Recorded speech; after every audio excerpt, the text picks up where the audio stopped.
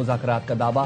امریکی صدر نے کہا ایران سے اس بار کے مذاکرات سنجیدہ نوعیت کے ہیں۔ ایران کے قابل احترام رہنما سے بات چیت کی، تفصیلی اور تعمیری بات چیت پورے ہفتے جاری رہے گی۔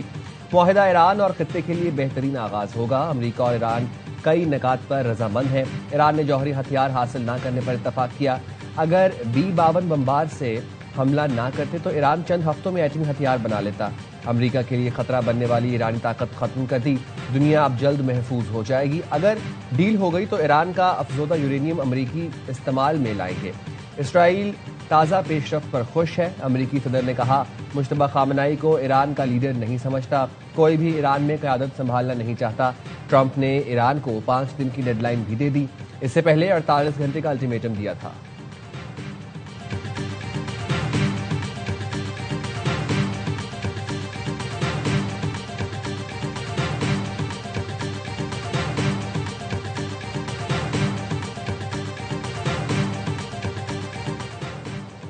ایران نے امریکہ سے مذاکرات کا دعویٰ مسترد کر دیا۔ پارلیمنٹ کے اسپیکر باقر قالباف نے کہا امریکہ سے کوئی مذاکرات نہیں ہوئے، جعلی خبروں کے ذریعے تیل منڈیوں پر اثر ڈالا گیا۔ امریکہ اور اسرائیل اس دلدل میں پھنسے ہوئے ہیں۔ ایرانی عوام جارحیت کرنے والوں کو سزا دینے کا مطالبہ کرتے ہیں۔ خبر ایجنسی رائٹرز نے دعویٰ کیا ہے امریکہ ایران کے پارلیمانی اسپیکر باقر قالباف سے مذاکرات کر رہا ہے۔ ایرانی سیکیورٹی ذرائع نے ٹرمپ کے بیان کو پروپیگنڈا مہم کا حصہ قرار دے دیا۔ کہا ٹرمپ کے دعوے کے باوجود میدان جنگ میں کوئی نمایاں تبدیلی نہیں آئی۔ جارحیت کے خاتمے تک بھرپور جواب دینے کا اعلان۔ سپریم لیڈر کے فوجی مشیر محسن رضائی کا کہنا ہے جنگ اس وقت تک جاری رہے گی جب تک تمام نقصانات کی تلافی نہیں ہو جاتی، تمام اقتصادی پابندیوں کے خاتمے اور امریکہ کی عدم مداخلت کی ضمانت تک پیچھے نہیں ہٹیں گے۔ یہ ہماری قوم کا فیصلہ ہے۔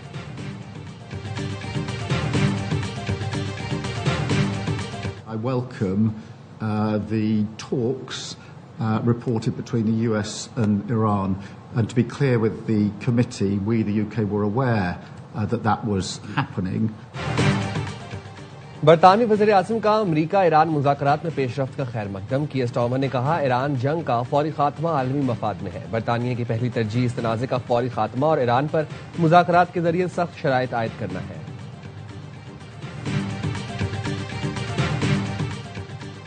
مشرق وسطی جنگ کے دوران خطے میں اموات کی مجموعی تعداد 2638 ہو گئی۔ الجزیرہ نے 23 مارچ تک کے اعداد و شمار جاری کر دیے۔ ایران میں سب سے زیادہ 1500 افراد لقمہ اجل بنے۔ لبنان میں 1001، عراق میں 61، اسرائیل میں 18، قطر میں 16 اور UAE میں 8 افراد جان سے گئے۔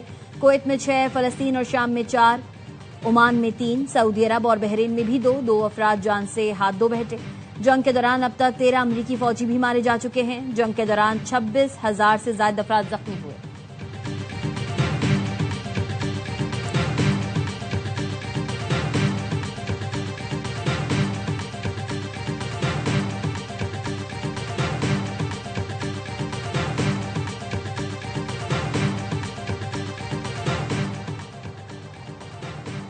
وزیر اعظم شہباز شریف کا ایرانی صدر سے رابطہ، بہادر ایرانی عوام سے یکجہتی اور قیمتی جانوں کے ضیاع پر افسوس کا اظہار۔ وزیر اعظم شہباز شریف نے کشیدگی میں کمی، مذاکرات، سفارتکاری اور امت مسلمہ کے درمیان اتحاد پر زور دیا۔ شہباز شریف کا کہنا تھا پاکستان خطے میں امن کے فروغ کے لیے اپنا تعمیری کردار جاری رکھے گا۔ نائب وزیر اعظم کے عالمی رہنماؤں سے رابطے، ایرانی وزیر خارجہ عباس اراغچی سے تازہ ترین صورتحال پر تبادلہ خیال۔ اسحاق ڈار نے کہا مسائل کا حل صرف بات چیت کے ذریعے ہی ممکن ہے۔ اسحاق ڈار اور ترک وزیر خارجہ خاقان فیدان کی گفتگو، امریکی صدر کے اعلان کے بعد کی صورتحال کا جائزہ لیا۔ اسحاق ڈار کی عراقی منصب سے بھی گفتگو، خطے کی کشیدگی اور اثرات پر تشویش کا اظہار کیا۔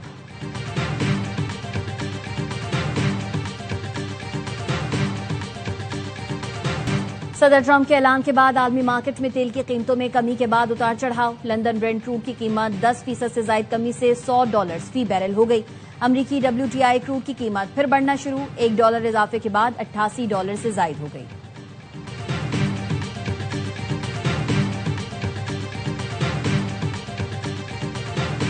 پاس دوران انقلاب کے آپریشن بادل صادق کی 78ویں لہر کا آغاز۔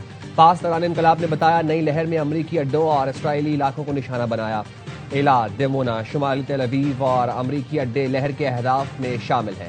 عماد اور قطر میزائلوں کے multi warhead point of strike system سے دشمن کے ٹھکانوں کو نشانہ بنایا۔ تباہ کن ڈرونز نے بھی دشمن کے ٹھکانوں کو کامیابی سے نشانہ بنایا. معصوم بچوں کے قاتلوں کے خلاف میدان جنگ میں کارروائی کر رہے ہیں. ابھی زیادہ تر جنگی یونٹس اور بسیج فورس میدان جنگ میں نہیں اتری. جا رہے دشمن کو ہر سطح پر تیز اور فیصلہ کن ضرب دیں گے. ایرانی حملوں میں اب تک 11 اسرائیلی ہلاک اور ہزاروں زخمی ہوئے. آثران انقلاب نے سعودی شہر الخرج میں پرنس سلطان ایئر بیس کو بھی نشانہ بنایا. بیلسٹک میزائلوں سے امریکی اڈے پر بھی حملے کا دعویٰ کیا گیا.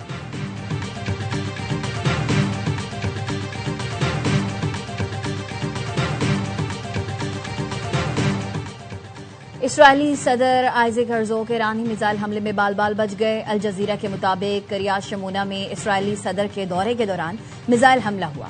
سیکیورٹی اہلکاروں نے اسرائیلی صدر کو ایک کمرے میں منتقل کیا. میزائل حملے کے بعد اسرائیلی صدر کی ویڈیو اور تصویر سامنے آ گئی. اسرائیل کے ایران میں آبادیوں پر حملے. تہران سمیت دیگر شہروں پر بمباری. تبریز پر حملے میں 6 افراد شہید، 40 سے زائد زخمی. ایرانی شہر اصفہان دھماکوں سے لرز اٹھا. سینٹ کام نے ایرانی فوجی اہداف پر حملوں کی فوٹیج بھی جاری کر دی.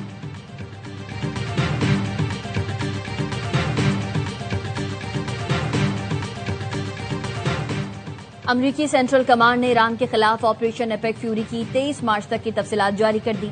سینٹ کام کے مطابق 28 فروری سے اب تک ایران 9000 سے زائد اہداف پر حملے کیے گئے. 9000 سے زائد جنگی پروازیں انجام دی گئیں. 140 سے زائد ایرانی بحری جہاز تباہ یا نقصان کا شکار ہوئے.